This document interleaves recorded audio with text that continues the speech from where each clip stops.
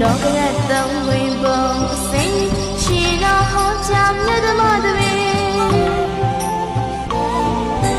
နောက်ယူကြသူတော်စပေါင်းတို့ကောင်းကျိုးချမ်းသာရကြမှာခြေလင်းဝမ်းမြောက်အားထုတ်ပါတရားဟောတရားနာကုသိုလ်ဟာတန်တရာခရီးတွေ့ကြပေးမှာအရွယ်တောင်းမှသူတော်စင်များတို့ဤဓမ္မတပင်စင်ရာတရားနာကြရပါ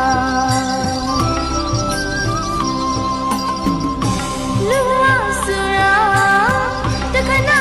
လေးရသည်မလို့အချင်းရှိခိုင်ဝိညာဉ်ထားပါသစ္စာ